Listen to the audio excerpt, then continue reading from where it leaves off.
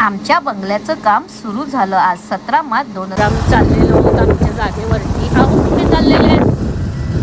हा तर आम्ही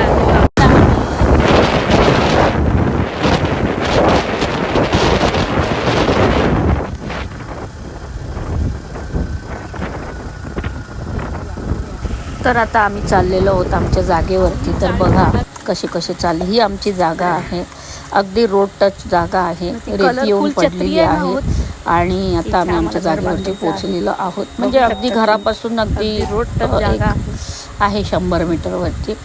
तर आमचे मिस्त्री आलेले आहेत. तर बघा कसं वाटतंय तुम्हाला.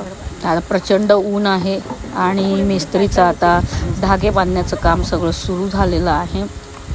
म्हणजे ते दोरीने सगळं माप घेऊन, म्हणजे कसं माप किंवा किती हे ते सगळं चालू आहे माप घेणं. बघा कसं तुम्हाला.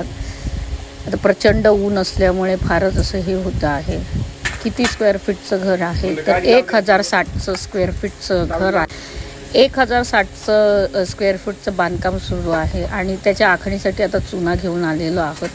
आता तो रेतीमध्ये मिक्स केलेला आहे आणि कुठे कुठे खणायचं आहे, काय काय कसं कसं खणायचं आहे त्यावरती त्यांच्या चर्चा सुरू होत्या. पप्पासुद्धा ते सगळं साफसूफ करत होते. सगळ्यांचं आता आखणीचं काम चालू होतं. फक्त एवढंच की ऊन प्रचंड आहे इकडे. तर आम्ही दोघंजणं छत्री घेऊन सगळं बघत होतो.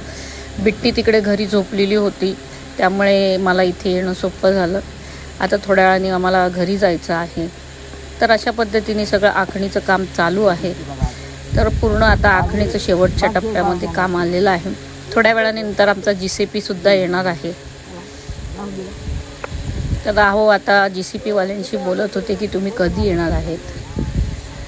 तर अशी सगळी ही आखणी संपूर्ण झाली. त्यानंतर बिट्टी उठली आणि आई आणि मी बिट्टीला JCP आल्यानंतर तिकडे घेऊन गेलो. तर आता आमचा JCP आलेला आहे आणि आता खड्डे खणायचं काम चालू होईल आता थोड्या वेळातच. तर JCPला प्रत्येक सांगितलं गेलेलं आहे की कसे खड्डे खणायचे, काय खणायचं. तर ट्रॅक्टरमध्ये माती टाकून बाजूला टाकायची आहे. तर बघा आई छत्री घेऊन बसलेली आहे. बिट्टीला आम्ही बघतोय, पण खूपच ऊन असल्यामुळे आम्ही बोललो की आम्ही आता हे बघितलेलं आहे, आता आम्ही घरी जातो. कारण का दुपारचे 1 वाजलेला होता. त्या उन्हाचा प्रचंड त्रास हा होत आहे. पण आता चालू झालेलं आहे काम. कसा कसा खड्डा खणला जातोय, काय खड्डे खणले जात आहेत ते पुढच्या व्हिडिओमध्ये तुम्हाला बघायला मिळेलच. तर अशा पद्धतीने घराचं काम आता सुरू झालेलं आहे आणि बिट्टी बसली होती आईजवळ. नंतर मी ठरवलं की जाऊन जरा